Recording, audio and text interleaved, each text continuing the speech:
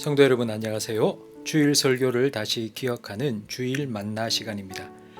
바울이 마게도냐 사람 하나가 서서 손짓하는 환상을 보고 복음을 전하기 위해 처음으로 찾아간 성이 빌립보입니다.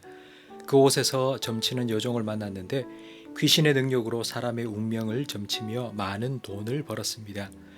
그 여종이 여러 날 동안 바울을 쫓아다니며 전도를 방해하자 예수 그리스도의 능력으로 귀신을 쫓아냈습니다. 이 일로 여종의 주인들은 바울을 고발해서 매맞고 감옥에 갇히게 했습니다. 귀신이 떠나니 더 이상 점치는 능력도 사라졌고 수입도 끊어졌기 때문입니다. 그 여종이 귀신에 얼마나 시달렸는지는 관심도 없습니다. 주인들에게 여종은 단지 돈벌이 수단에 불과했습니다. 이것이 세상 사람들이 사람을 보는 관점입니다. 한 사람의 능력과 소유와 외모를 봅니다. 하지만 예수님은 사람의 외모만 보시지 않고 중심도 영혼도 보십니다. 사람들은 삭개오의 외모를 조롱했지만 예수님은 그의 외로움을 보셨습니다. 사람들은 수가성 여인의 이혼 전력에 대해 수군거렸지만 예수님은 5번이나 버림받은 아픔을 보셨습니다. 이런 예수님의 마음을 품고 예수님처럼 사람을 보는 사람이 그리스도인입니다.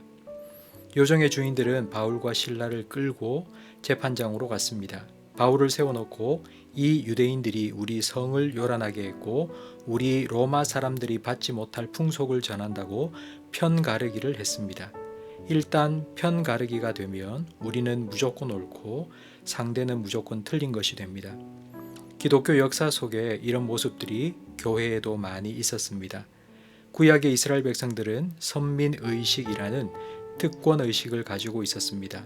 우리는 하나님의 택함받은 백성이고 이방인들은 지옥의 땔감들이라고 여겼습니다. 바리새인들은 우리의 가르침이 진리요 예수도 틀렸다고 확신했습니다.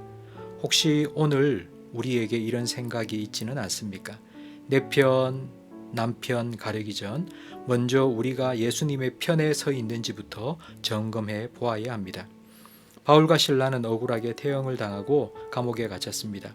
그곳에서 기도하고 찬양하던 중 큰 지진이 일어나 옥문이 열리고 착고가 풀어졌습니다. 그러나 바울은 감옥 안에 그대로 머물러 있었습니다. 만약 나를 구해달라고 기도했다면 옥문이 열리자마자 기도 응답으로 믿고 뛰어나갔을 것입니다. 이런 행동을 보건대 바울과 실라는 내가 원하는 것을 위해 기도한 것이 아니라 주님의 뜻을 구하는 기도를 했음을 알 수 있습니다.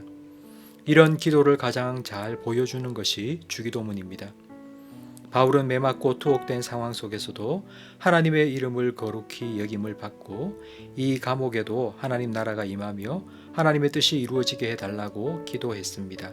이 기도를 들은 다른 죄수들도 옥문이 열렸지만 꼼짝하지 않았습니다. 상식을 뛰어넘고 차원이 다른 믿음의 무게감을 느꼈기 때문입니다. 세상 사람들은 우리에게 하나님을 보여주면 믿겠다고 말합니다. 하지만 그들도 하나님을 본다는 것이 불가능하다는 것을 다 알고 있습니다.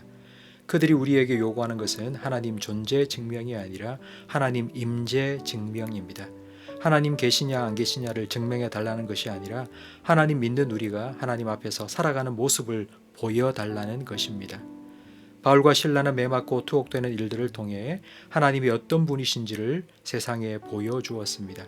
그리고 이 일을 통해 빌립보 감옥의 간수와 그 온 가족이 복음을 듣고 세례받고 구원받는 놀라운 역사가 일어났습니다. 지금 우리는 마치 감옥에 갇힌 것처럼 힘든 시기를 보내고 있습니다. 큰 지진이 일어나 옥문이 열려 뛰쳐나갈 수도 있지만 먼저 잠잠히 왜 이런 시간을 주셨는지 주님 앞에 머물러 기도해 보시기 바랍니다. 주님께서 주님의 뜻을 가르쳐 주시고 보여주실 것입니다. 이 땅의 그리스도인들을 통해 그리고 교회들을 통해 주님 주시는 구원의 기쁨과 감격이 이 땅에 가득하기를 간절히 바랍니다.